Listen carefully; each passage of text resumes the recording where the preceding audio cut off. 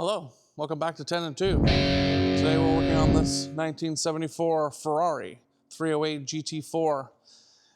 It needs a water pump and some attention, and probably needs to have everything looked at. I'm going to go through the brakes, do a service and a flush, just get it up to snuff. I know it's had an oil change fairly recently, so we won't have to play with that. I was told it also probably needs a little carburetor adjustment. We probably won't get to that today or in this video, but it definitely is something that needs to be done. So follow along and let's dive into this water pump and see where we can get ourselves. I've never worked on a Ferrari before, or a Dino, or whatever this is.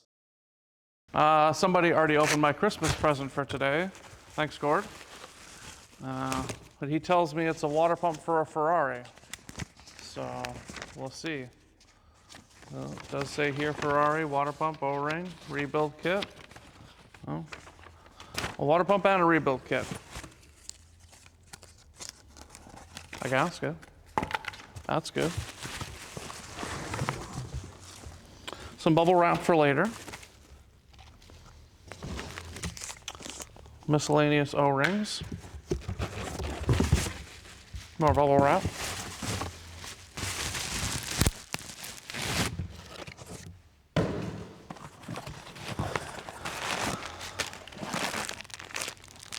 Looks to be a rebuild kit.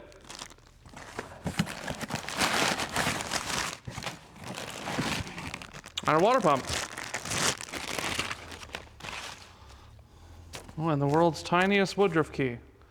That will probably be important. Absolutely no markings on this water pump, and a very straight fin impeller wheel. Well, let's have a look at the victim and see if that'll fit in. There's our Ferrari of the day. But of course, this is not a Ferrari, this is a Dino.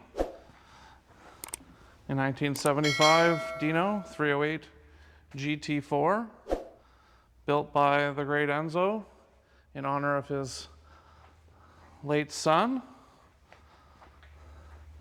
They sent these to America and Canada and other places without Ferrari badges on them because it's a Dino. And of course, who wants to buy a Dino? Everybody wants to have that iconic badge. So the dealers pried the Dino badges off and put some Ferrari badges on there. Et voila, a Ferrari. I wish you could smell inside this car.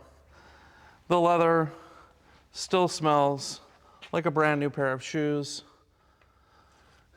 It's very nice. Unfortunately, it is a little dusty, but that's okay. And then we have a magnificent Ferrari V8, 4 carburetors, 4 overhead cams, and a little baby water pump down there. It doesn't look too hard to do, so I guess we'll find out. Let me get this up on the lift, and we'll have a little peek underneath. And there's another prancing horse on this car. I'm not sure if that is a Dino horse or a Ferrari horse, but have a look at the underneath here. You can see that they've been doing the flat bottom thing on cars for quite a while. They made this whole under area as flat as they could. And there's a little bit of voids near the back here, but you can see that it's a bit of a leaky pony, and some of that is coolant. And quite a bit of it, though, is oil. And I spotted this. It appears our muffler is a little short for this world.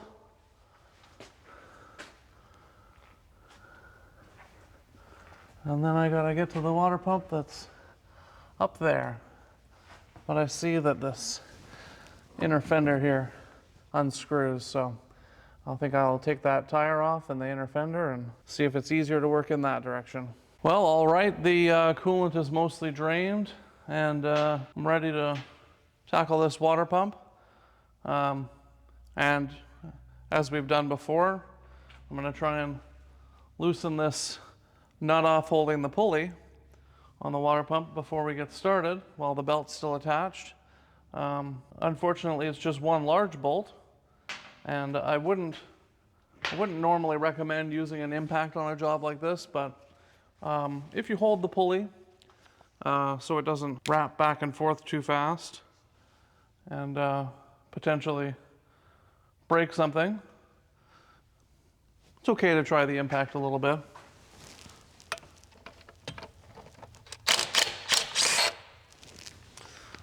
Well, we got pretty lucky with that. Wasn't super tight.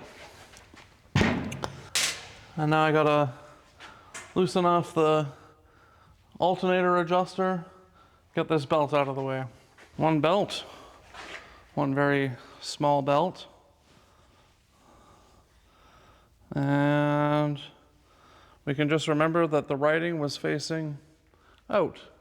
If you were looking down from the top this way, you'd be able to read the writing. It's always a good idea to put belts back on the direction they came off. You won't have any weird issues. Oh, that's pretty nice. This pulley is actually already loose on the shaft. I won't have to use a puller on it.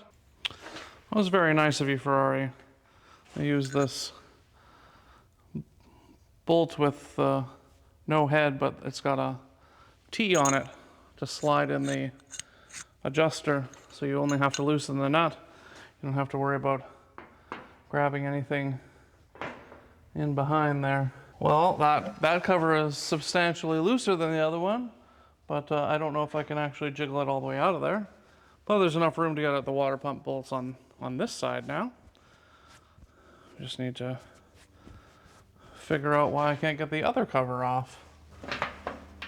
Because it is attached to the dipstick. And where is that bolt? Okay. I'm looking with the tips of my fingers because they have little tiny cameras in them. If I close my eyes and squint real hard, I can see the bolts. Have a look at this now that I got it mostly apart. And all the studs for the water pump nuts. And you can kind of see up there, if it would focus, there's another gasket in behind the water pump there that appears to have coolant leaking from it now. And this has a 2 timing belt system. I can't really see the condition of the belt other than that they are definitely covered in oil, which is not good.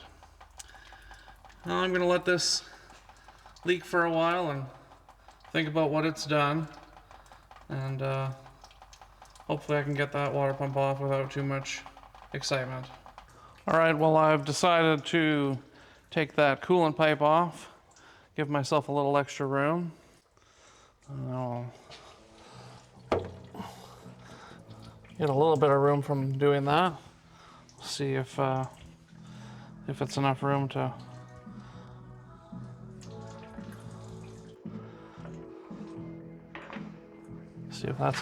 get this pulley off of there now. Yeah, sure is.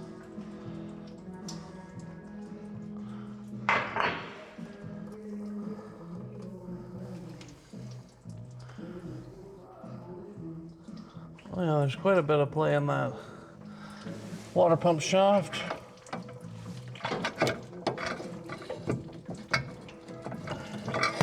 There we go.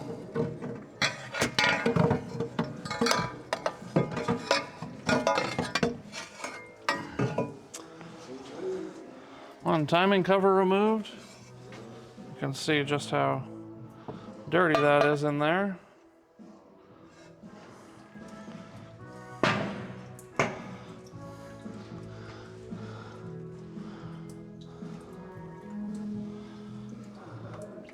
Belt itself doesn't look terrible. I saw an Odyssey belt once that we were about to replace an engine in a van. I figured, hey, let's take this cover off and have a look. Make sure that this has had a timing belt at some point in its life. And that belt was so cracked, I don't know how it didn't just turn to dust and blow away. I have to turn the music off.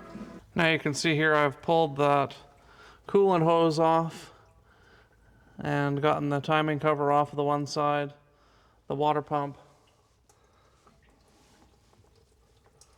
There is quite a bit of play in the shaft there. Those bearings are toast. Timing belt doesn't look too terrible. Somebody has been in here at some point.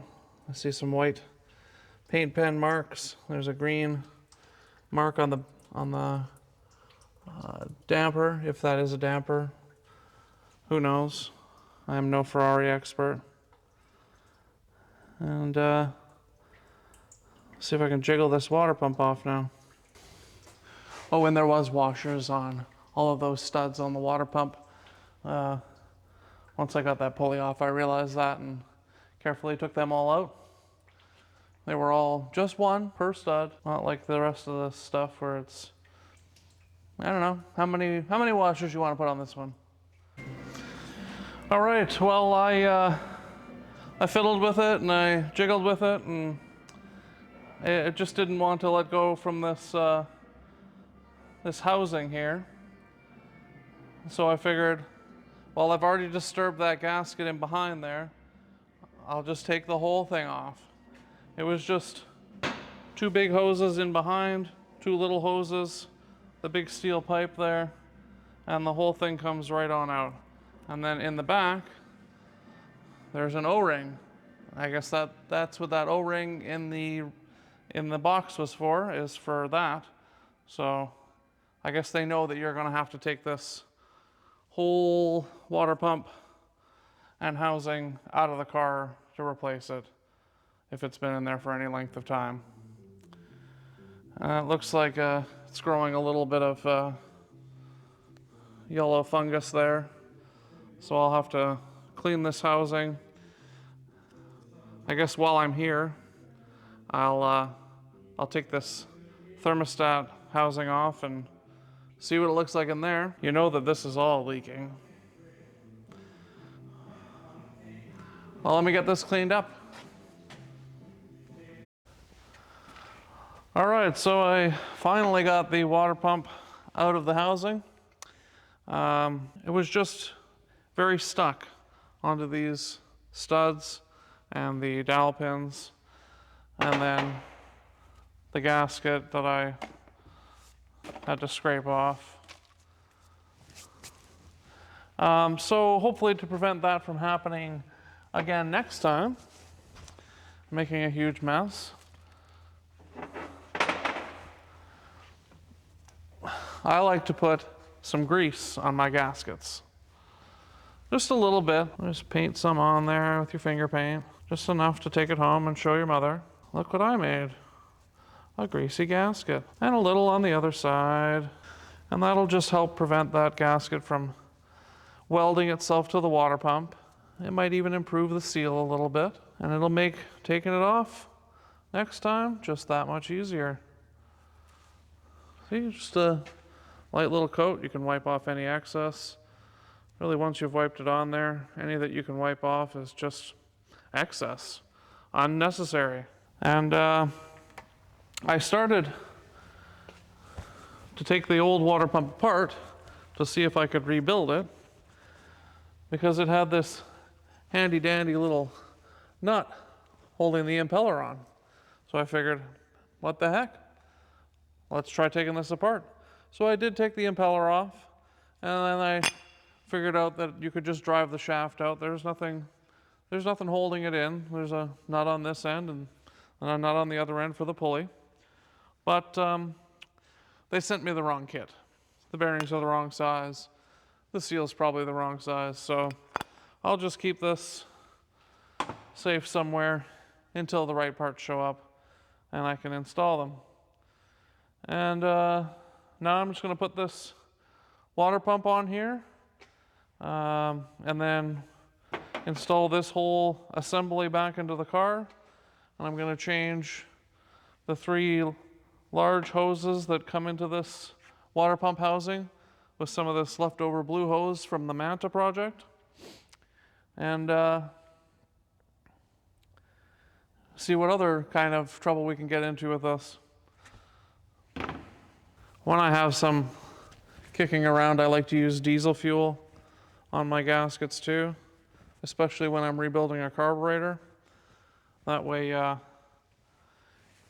when you need to get in there and do any tuning, change a jet, fiddle with your float height, who knows? You take the screws out, thing just comes apart. Reuse the gasket forever, hopefully.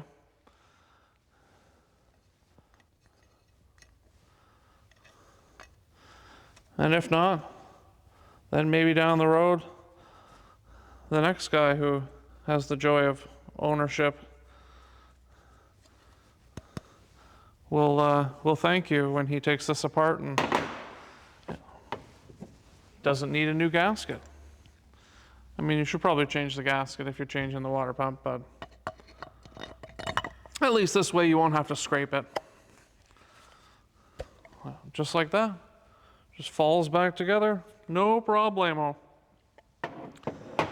So now I'm gonna take this over to the car and work on changing a couple hoses first, and then put this thing in. I am actually ready now to put this water pump and housing back in the car.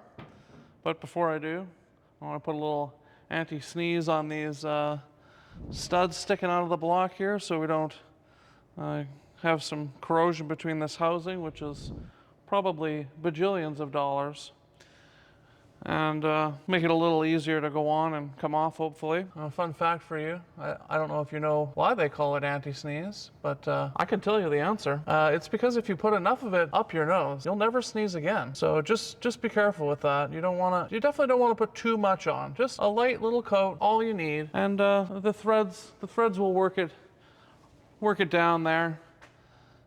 It'll get everywhere you need to. And if you can manage to use the Never Sneeze without getting it on your fingers, that's really just the most amazing thing. It just gets everywhere, really. I've also put a little smear of greasy goo on there,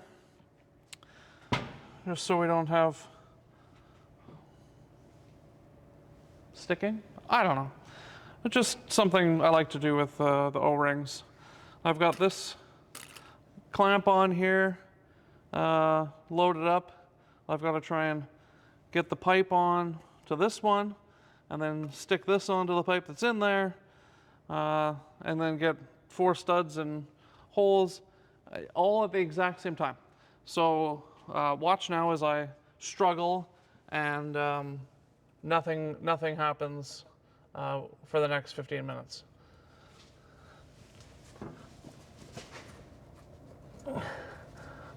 Oh, that's what I was going to do. Glass cleaner.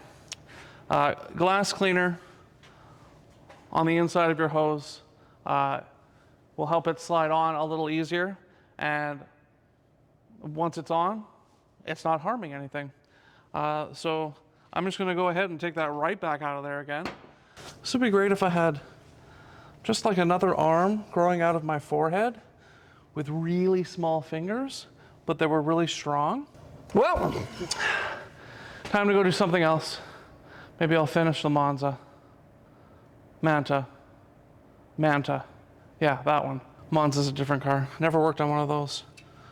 I've heard the ones with small block Chevys in them are very difficult to do spark plugs on, but that's okay. If it was easy, everybody could do it, right?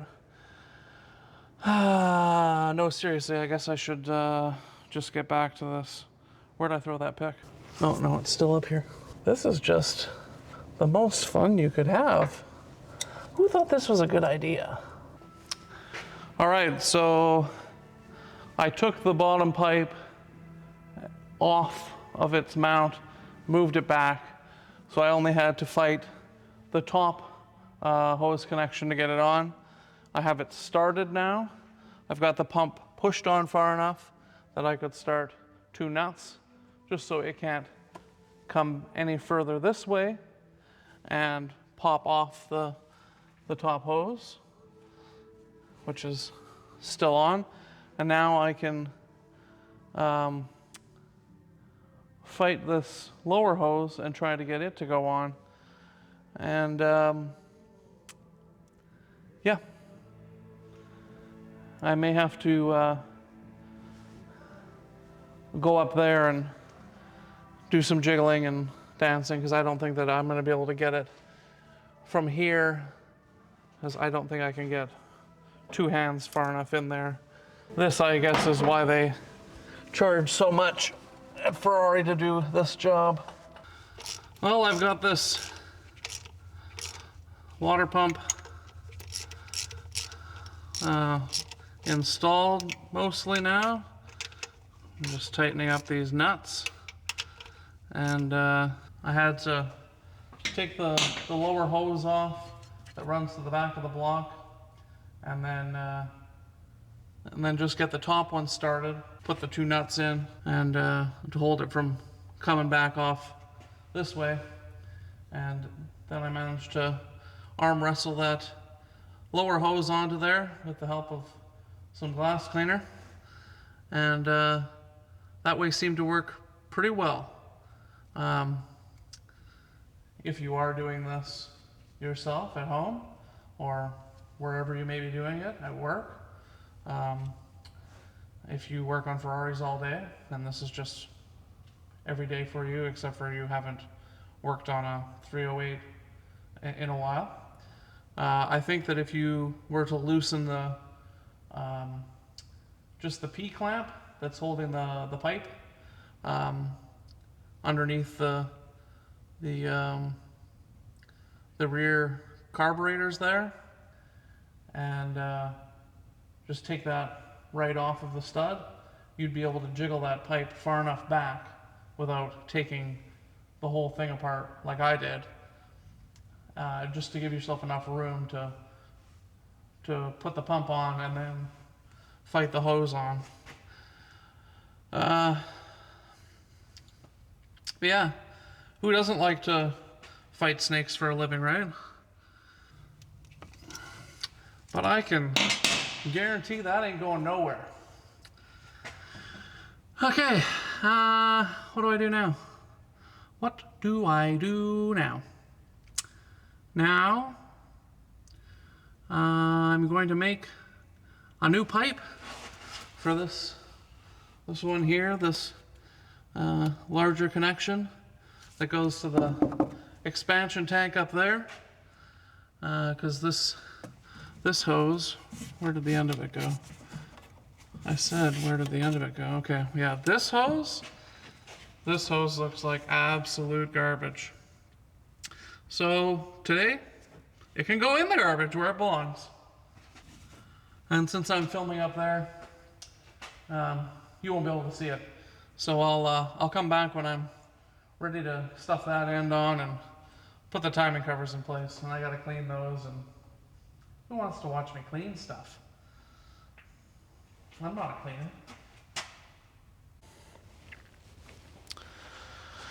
Okay, well, I did that little coolant connection between the surge tank and the water pump housing, and I've cleaned off the front of the block here, also known as the side of the block.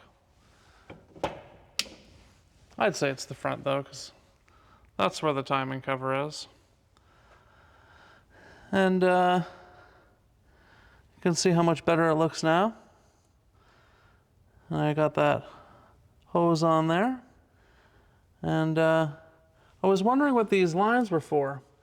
I didn't know if these cars came with AC or not, because that's kind of what those fittings look like. And so I asked Gord, and he's like, oh yeah, I have an AC compressor and condenser sitting over in that pile of parts over there. So I went and found them, and there's a big old pile of bracketry and miscellaneous bolts and stuff. I have no idea where any of it goes, but I'm gonna put this this side timing cover on, and installation is reversive removal minus 6 hours of cleaning and making new hose connections and you know, doing this and that because I'm in there. I might as well clean it up a little bit and make it more presentable. It is a Ferrari, after all. Have to make it look better. It's important. Very important. So, let's see if I can get this timing cover in there now. Oh, I got it on one of the studs, and only one. Okay, there we go. Installed. And I'm just gonna put this all back on here the way it was. Don't tell me how to live my life. Get on there. I thought we were friends. I'm sure some sufficient Google digging will find me the answer that I'm looking for. But for right now, having a working water pump is sufficient. And I gotta put that other coolant pipe in there that was in my way to begin with. But I'll get everything else in first, because that thing, it was just really in the way. Maybe we'll just fast forward to firing it up, because that's the best part. It sounds amazing. Well, I promised you some vroom vroom noises, so let's do it. It's all finished up now. Cooling system has been refilled. Wheels are all back on. Let's see if this thing still runs.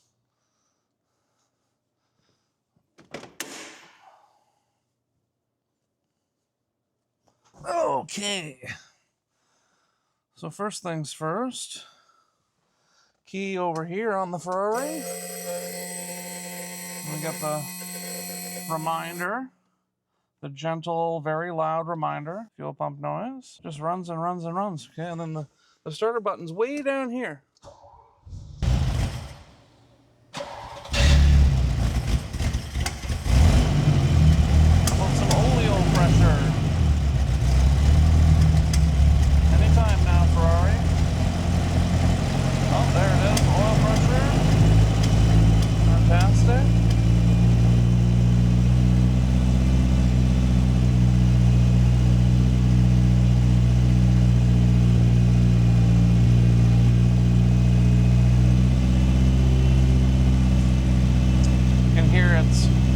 Popping and farting through the carburetors a little bit. Does this mostly when it's cold, but also because it needs a little tune-up. No agua temperature yet. Got about a third of a tank of the benzina. 2,000 ripums, or 20 of those times 100 ripums. And it's also got a little oil pressure or oil temperature gauge, some HVAC controls that are very interesting. Let's try the horn. Oh, that was a very Italian horn.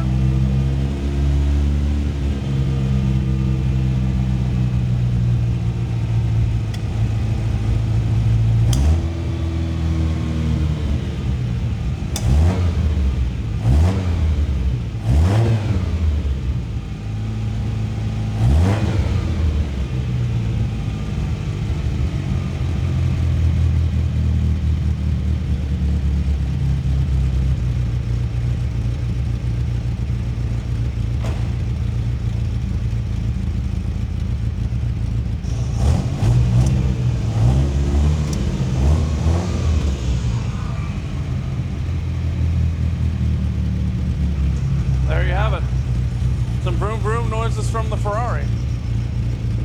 And if you like what you saw in this video, or if you're interested in any of the other things we're going to work on in the shop, make sure you like and subscribe.